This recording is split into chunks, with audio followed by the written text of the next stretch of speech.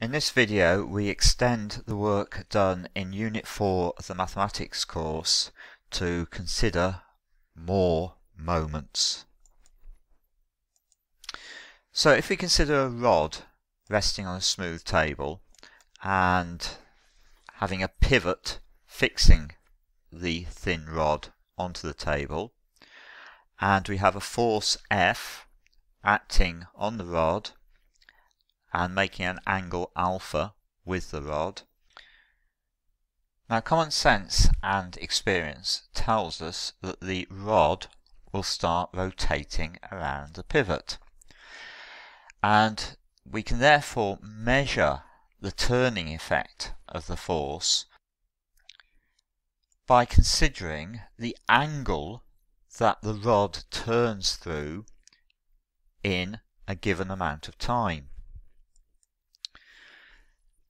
So, if we have agreed that we're going to measure the turning effect of a force by considering how much the rod turns in a fixed amount of time, then we would discover that the turning effect of the force is proportional to the magnitude of the applied force, proportional to the distance d of the point of application of the force from the point O, proportional to sine alpha, which would mean it was a maximum when alpha was 90 degrees, and if alpha was 0 there would be no turning effect.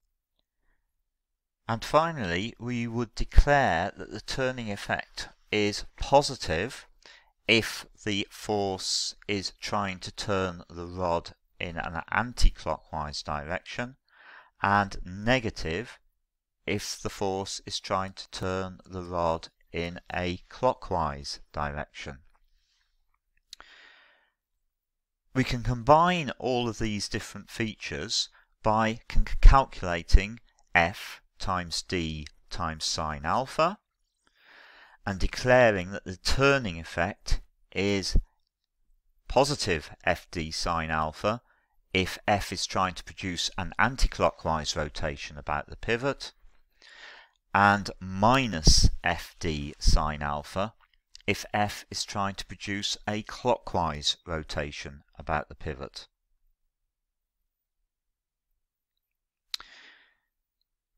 Now this quantity FD sine alpha can be interpreted in two different ways.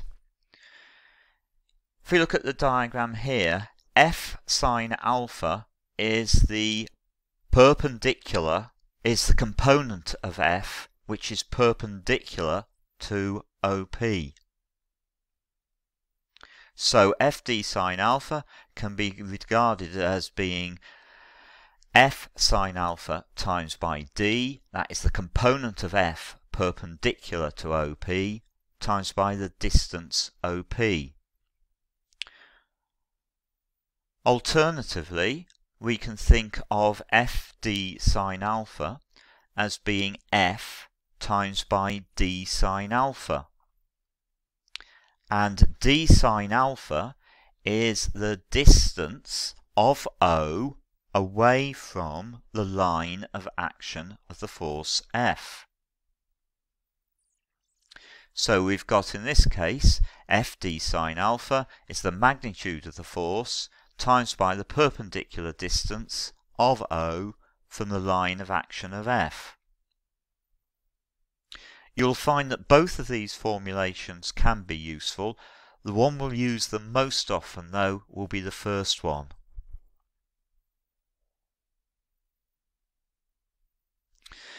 The quantity FD sine alpha is known as the moment of the force about the point O, where D is equal to the distance between O and P, and alpha is the angle between the line of action of F and the point P, which is where F acts. The unit of moment is the Newton meter, and moment is a vector quantity. The direction of the moment is actually at right angles to both the force and the line joining O to the force.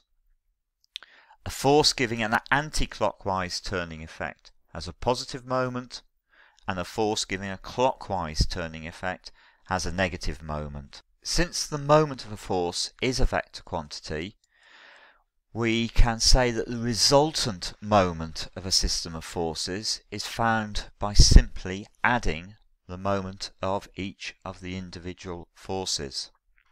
In example 1, we've got ABCD is a square of side 2 meters and centre O.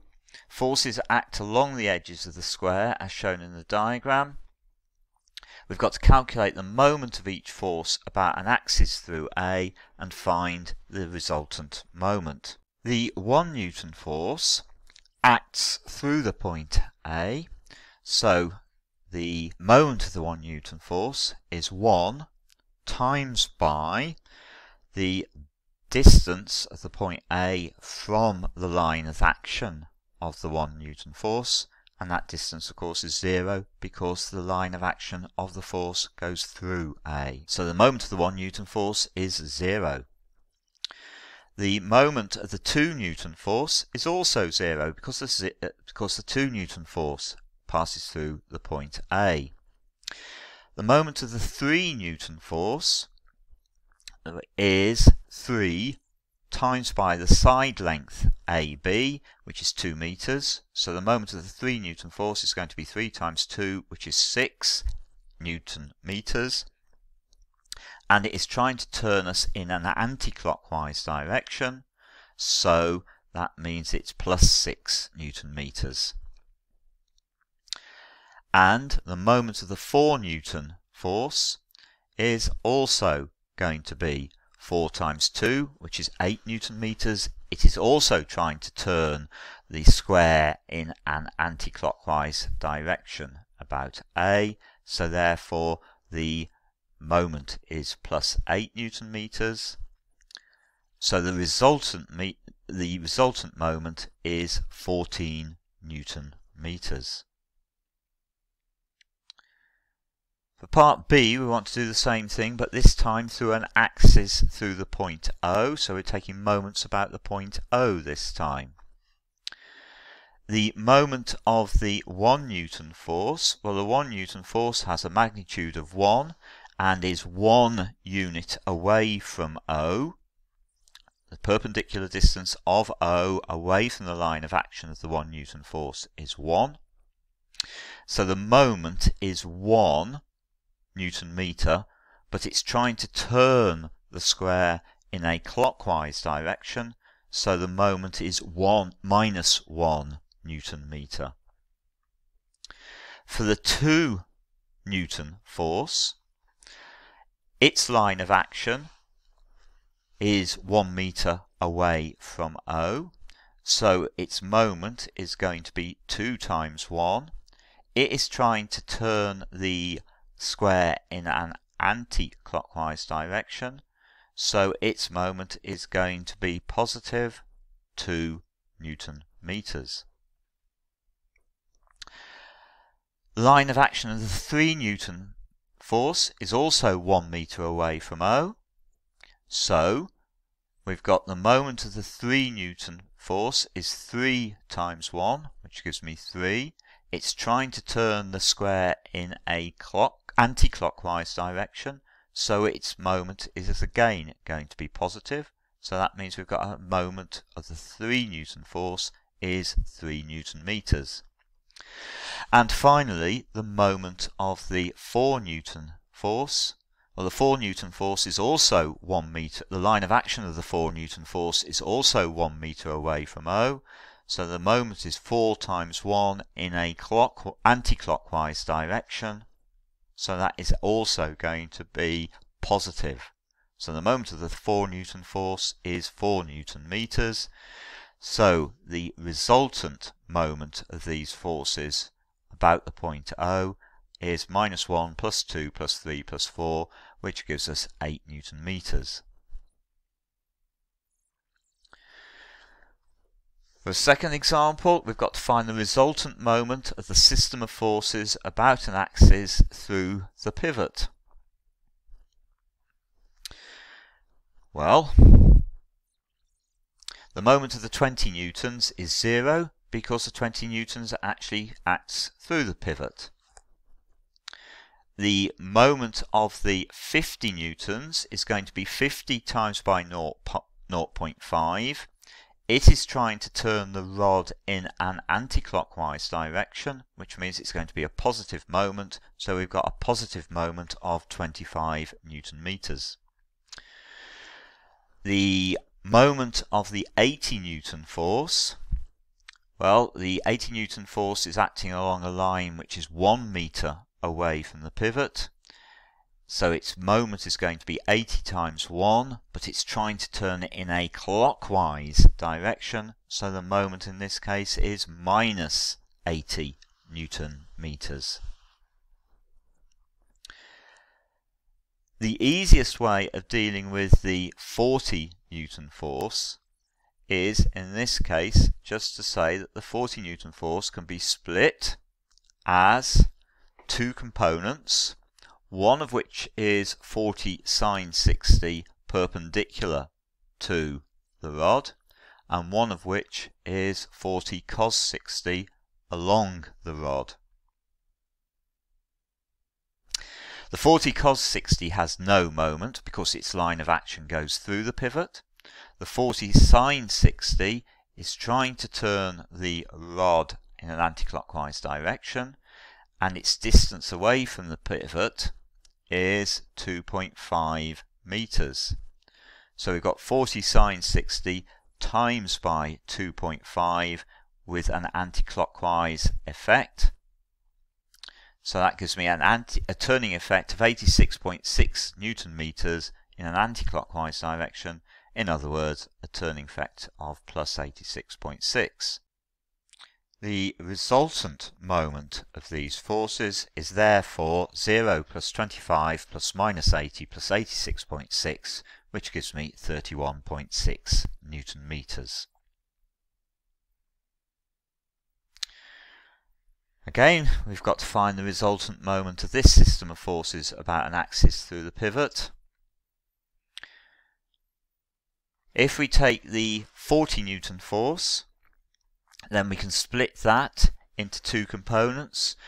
A component of 40 cos 20, which acts through the pivot, and a component of 40 sine 20, acting perpendicular to the line joining the point of application to the pivot. So the moment of this force is going to be 40 sine 20 times by 0.5, which is 6.84. This is going to be in a clockwise direction about the pivot, so the moment about the pivot is minus 6.84 Newton meters. The moment of the 60 Newton force is easy. It's simply 60 times by 0.5, and that also is trying to turn us in a clockwise direction. So that is going to give me a moment of minus 30 Newton meters. To find the moment of the 25 Newton force about the pivot, we're going to split the 25 Newton force into a component perpendicular to the line joining the point of application to the pivot, and a component along that line. So the component perpendicular to the line is 25 sines, has magnitude 25 sine 60, and the point of application is 2 meters away from the pivot. So the moment of that is going to be 25 sine 60 times by 2 in an anti-clockwise direction. So that is a positive moment of 43.3 Newton meters. The component towards along the line of the rod has no moment about the pivot because it acts through the pivot. So our total moment, or our resultant moment, is minus 6.84 plus minus 30 plus 43.3 in other words 6.46 Newton meters. Moving on to example 4, we have to find the resultant moment of the system of forces about an axis through the pivot, which is point P. So if we look at the moment of F about P, the line of action of F is distance A away from the pivot. So the moment of F about P is going to be F times A in a clockwise direction, which gives me a moment of minus FA. The moment of the 4F acting at the point 7A, 4A is probably best done by splitting the 4F into two components.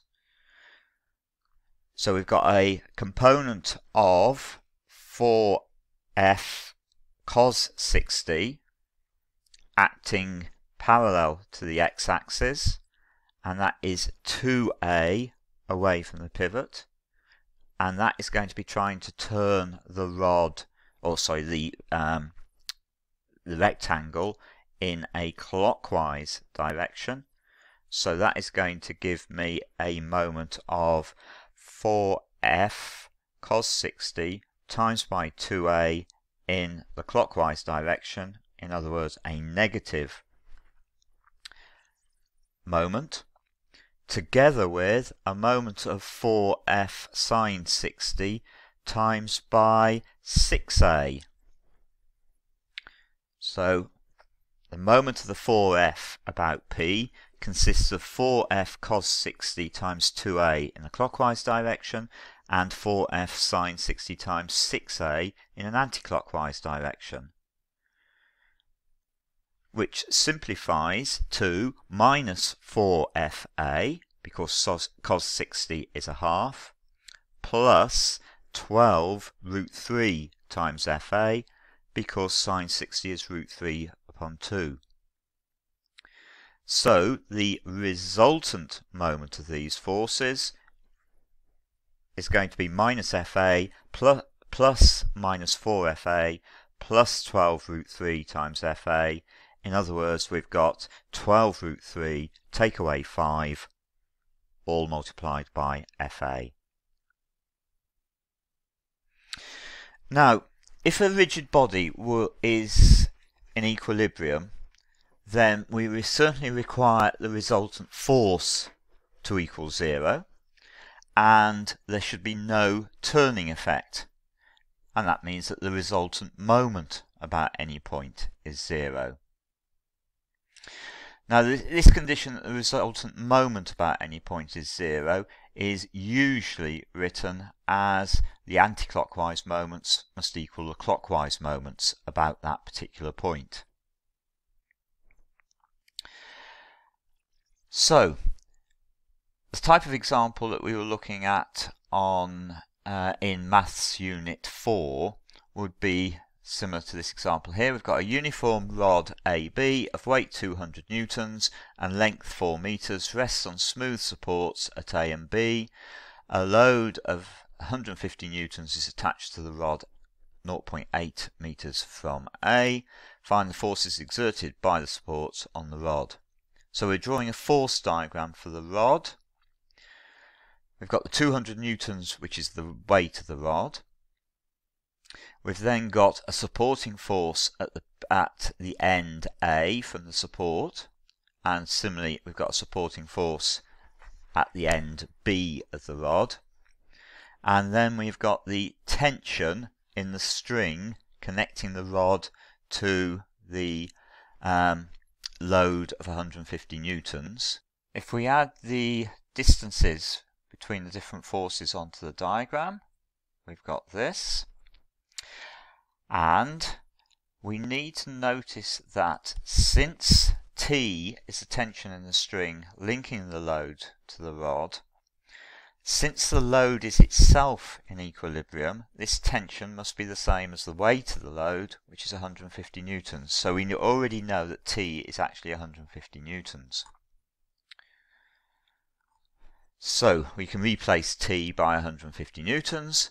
And now we can start doing some mechanics on the diagram. So first of all, if we resolve vertically, we've got FA plus FB minus 150 minus 200 must equal 0. So in other words, we've got FA plus FB must equal 350. And then we can take moments about any point along the rod. It's always a good idea to communicate which point you're taking moments about. So here we're taking moments about the point A, and we're going to say that the clockwise moments, which are produced by the 150 and the 200 Newton force, must equal the anti-clockwise moment, which is produced by the force FB. The force FA has no moment about A because it acts through A. So the clockwise moments we've got are 150 times 0.8 plus 200 times by 2, and the anti-clockwise moment is FB times by 4. So that tells me that FB must be 130 newtons, and if FB is 130 newtons, then FA must be 220 newtons. Now, returning to our conditions for equilibrium of rigid bodies, we can devise a strategy for dealing with examples involving non-parallel forces, which are the type of problem that we will generally be meeting in the course of this unit. And one option is to resolve the forces in two directions and take moments about one point. A second possibility is resolve the forces in one direction and take moments about two different points. Or even we can take moments about three different points, provided those three different points don't lie on a line. In terms of producing easy solutions, the best method is probably going for the first of these three routes. Resolve the forces in two different directions and take moments about one point. So let's see this now in terms of an example. We've got a rod AB with the end A on rough horizontal ground and B against a smooth vertical wall.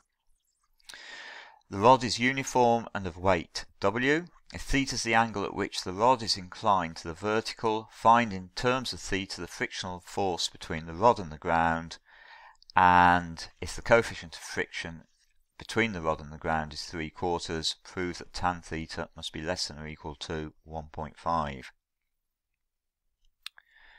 Okay, so we'll start off with a diagram. So there's our rod making an angle of theta with the vertical. We need to put some forces onto this rod fairly quickly. So we've got the weight, we've got the reaction against the smooth vertical wall, and at A we're going to have the reaction as well. Now if anything's going to happen, the end A is going to slip to the right. Friction will be opposing that, so we're going to have a frictional force to the left. Okay, so if we go through the idea of resolving it in two directions and then taking moments about a single point, I'll do the resolving first. If we resolve horizontally, we've got RB minus F must equal 0. In other words, F must equal RB. Resolving vertically, we've got RA minus W must equal 0. In other words, RA must equal W. So we now need to take moments.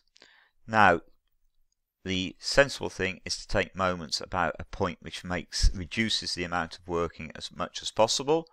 So, and if we take moments about A, then F acts through A and RA acts through A. So both of those have 0 moments. So all we've got to worry about is the moment of W and the moment of RB.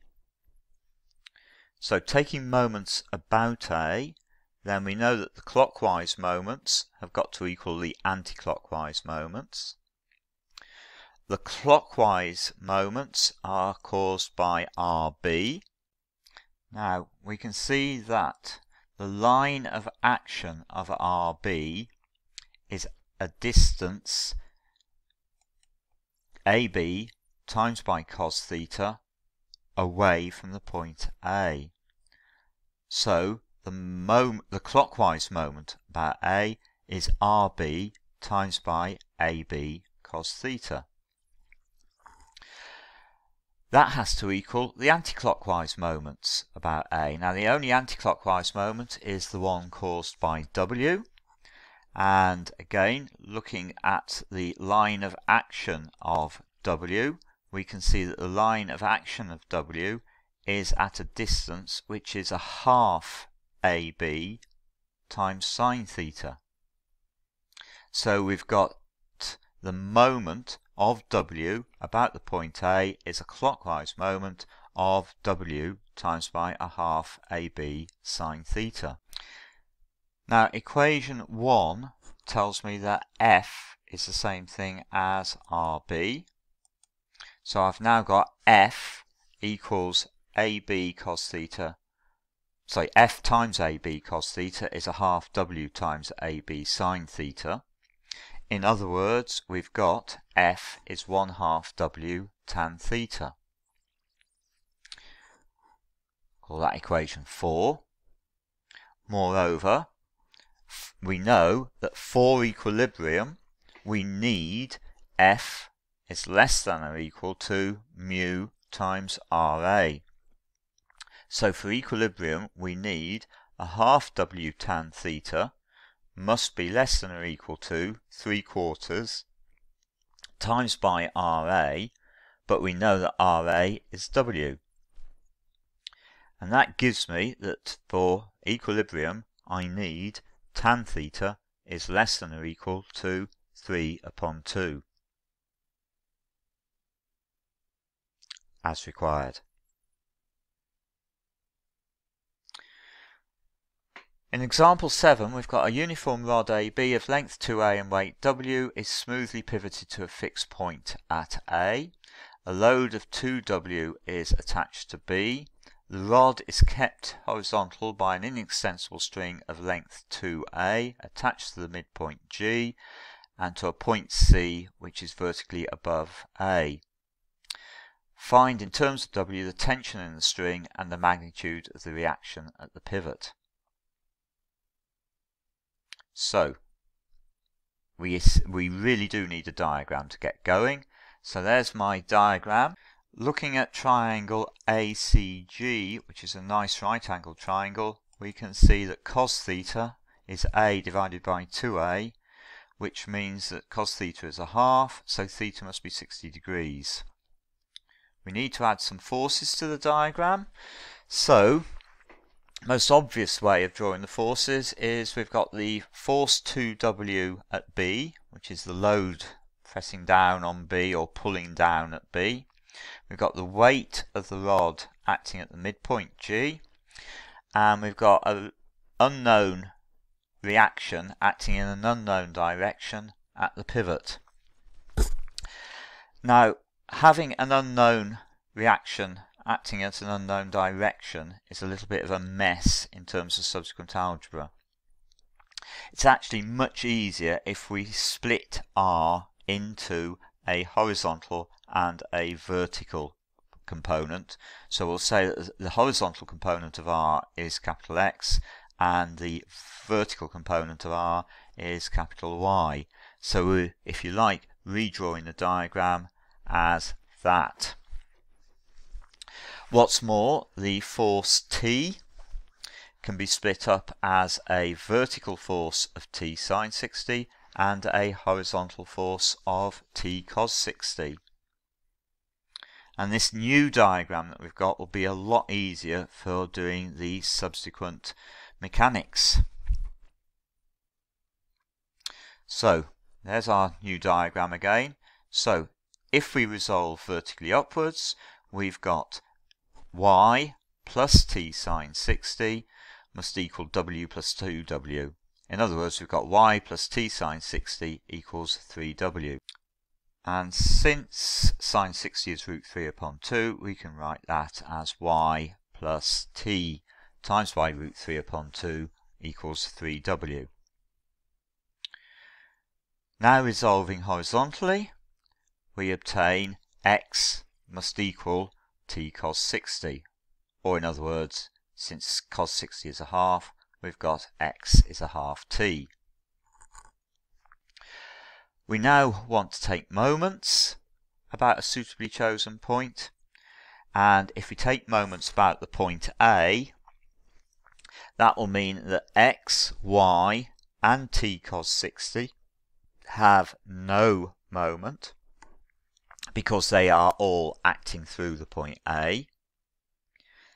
So taking moments about the point A, we've got the anti-clockwise moments must equal the clockwise moments. The force that is trying to turn the rod anti-clockwise is the t sine 60, which is acting distance little a away from the pivot at A.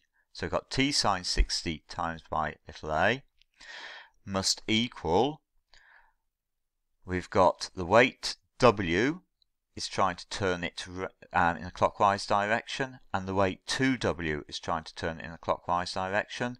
The moment of W is going to be W times little a. The moment of the 2W is going to be 2W times 2a.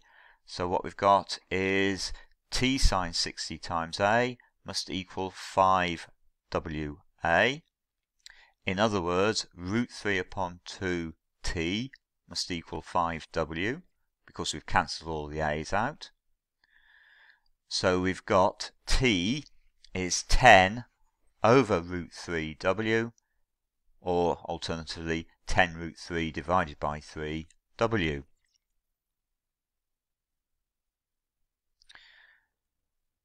Now, if that's the case, then substituting back into equations 1 and 2 is going to first of all give me y plus 10 root 3 over 3w times by root 3 upon 2 equals 3w. So that is y plus 30w over 6, in other words 5w, must equal 3w. So that tells me that y is minus 2w. So in my diagram, I've actually got y in the wrong direction, because I'm coming out with a negative answer for y. And equation 2 tells me that x is going to be a half of t, so that is 5 root 3 upon 3w. We can now draw a diagram to show the force acting at the pivot A, and see that the force R has a horizontal component of 5 root 3 upon 3w to the right, and a vertical component of 2w downwards. Pythagoras' theorem will then tell me that R is w times by the square root of 2 squared plus 5 root 3 upon 3 squared, which is w times the square root of 37 over 3. Our final example then has a uniform rod of weight 160 newtons and length 4 meters, and is attached to a hinge at A, and is supported at an angle of 30 degrees above the horizontal by a smooth peg at C. If the reaction between the peg and the rod is 100 newtons, we have to calculate the distance AC and the magnitude and direction of the reaction between the rod and the hinge. So our first job again will be to add some forces onto our diagram. So we've got the weight of the rod acting at the midpoint of the rod is 160 newtons. We've got the reaction force, and since it is a smooth peg, the reaction force will be perpendicular to the line of contact between the peg and the rod. In other words, it will be perpendicular to the rod, and that is 100 newtons. And we are going to have a reaction force at the hinge, and again it's better to put this reaction force as consisting of a horizontal component x and a vertical component y. If we go through the process as before, we'll resolve in two directions and take moments. So if we resolve vertically, we're going to have y plus 100 cos 30, that's the vertical component of the 100. Take away 160 is going to equal 0. In other words, y is 73.4 newtons. If we resolve horizontally, we're going to have x minus 100 sine 30, that's the horizontal component of the 100, must equal 0, so x must be 50 newtons. And if we take moments about a point, we should be able to get another equation out. The easiest place to take moments about is the point A. So we know that the clockwise moments must equal the anti-clockwise moments. The clockwise moment is caused by the force of 160 newtons. The line of action of that force is distance 2 cos 30 away from the pivot A. So we've got 160 times by 2 cos 30 is the clockwise moment. The anti-clockwise moment is simply going to be 100 times by the unknown distance AC. So we've got AC is 160 times by 2 cos 30 divided by 100, which is 2.77 meters. The reaction at the hinge, or at the pivot A, or at the hinge A, that's right. At the hinge A, we've got a reaction that's got a horizontal component of 50 newtons. It's got a vertical component of 73.4 newtons. So Pythagoras tells me the magnitude of the reaction is going to be the square root of 50 squared plus 73.4 squared, which is 88.8 newtons. And that the reaction is acting at an angle theta, where theta is tan to the minus 1 of 73.4 divided by 50, which is 55.7 degrees, and that's 55.7 degrees above the horizontal. So the reaction of the hinge on the rod has magnitude 88.8 newtons and acts at an angle of 55.7 degrees above the horizontal. Now in the next few videos we'll be making use of moments in several more examples.